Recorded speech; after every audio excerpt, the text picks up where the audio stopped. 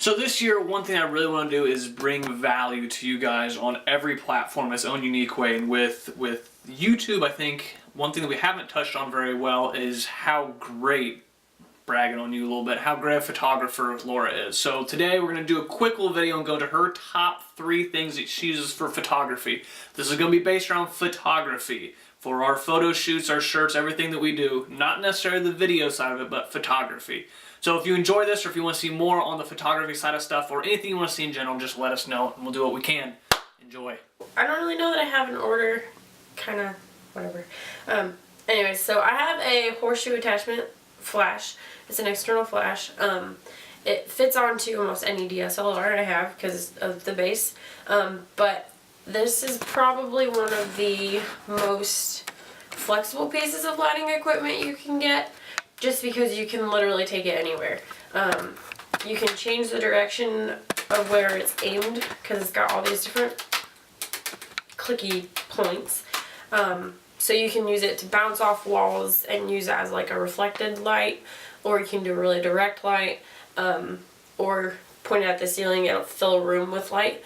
So that I think is like one of the best, less expensive lighting options, just because it's really functional. You can bring it anywhere because it's small, it's compact, it really does a good job lighting up a room if you need extra light. The second piece of equipment, I would find a lens that you really like.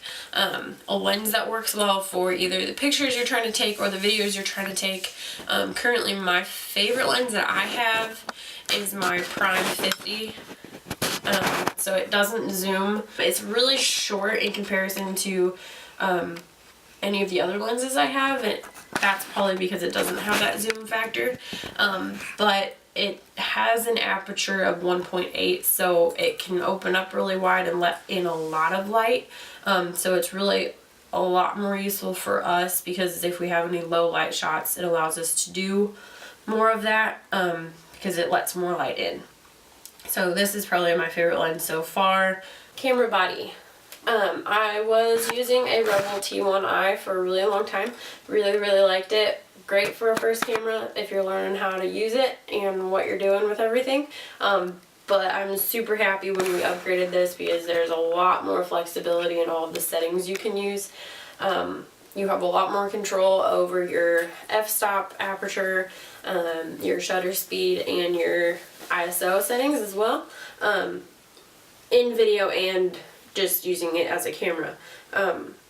It's a little bit more complicated, but it really has made a big difference. It's a full frame camera.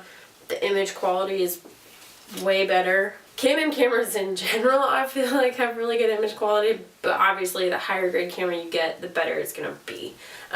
You don't necessarily have to step up to a camera this, this level initially, but building up into a better camera is always a good idea, because it's just gonna make your photos look that much better. So I think that's my number 1.